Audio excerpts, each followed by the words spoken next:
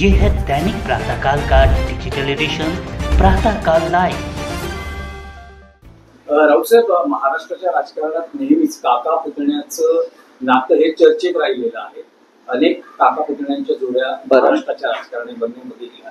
वाढदिवसानिमित्तानं राज ठाकरे आणि आदित्य ठाकरे पहिल्यांदाच शुभेच्छांच्या बॅनरवर एकत्र दिसत आहेत। देऊ त्यांना शुभेच्छा।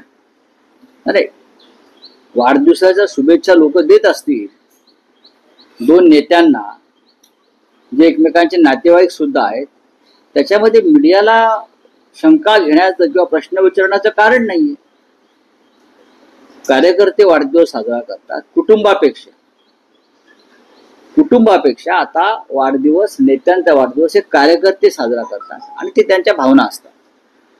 महाराष्ट्राची परंपरा आहे ती। शरद पवारांच्या होर्डिंगवरती किंवा अन्य पक्ष नेत्यांच्या होर्डिंगवरती अनेक फोटो असतात।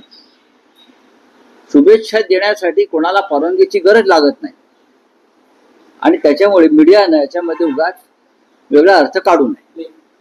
पण यंदा राज ठाकरेंना 14 जूनला वाढदिवसानिमित्त शिवसेना उद्धव बाळासाहेब ठाकरे पक्षाकडून शुभेच्छा जातील। 14 जून आता यायचं आहे ना, अजून 13 जून येईल, मग 14 जून येईल ना। 13 जूनला आधी वाढदिवस साजरा होऊ द्या, मग 14 जूनला तुम्हाला दिसेल। रोहित पवार असं म्हणतात की लोकसभेला जे पक्ष आमच्यासोबत होते त्यांनी चांगलं काम केलं, मात्र विधानसभेला आमच्यासोबत असलेल्या मित्र पक्षांनी स्वतःचा फायदा करून घेतला। त्यांचा ओघ कोणाकडे होता त्यांनी ते स्पष्ट केलं नाही, पण खरंच असं झालं की काही मित्र पक्षांनी फायदा करून घेतला। आता रोहित पवार हे कोणत्या अनुभवातून सांगतात मला माहित नाही, पण लोकसभा निवडणुकीमध्ये आम्ही अत्यंत ताकदीनं लढलो। नरेंद्र मोदी, अमित शहा यांच्या हुकुमशाही विरुद्ध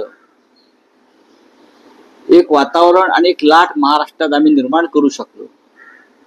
तीच लाट विधानसभेला सुद्धा होती।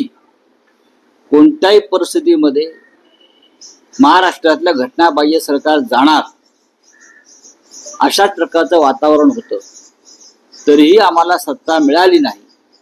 याचं कारण तुम्हाला सगळ्यांना माहिती आहे। राहुल गांधींनी या विषयावरती प्रखर भाष्य केलेलं आहे आणि तेच सत्य आहे। आता कोणावरही खापर फोडणं, दोष देणं हे आता बरोबर नाही।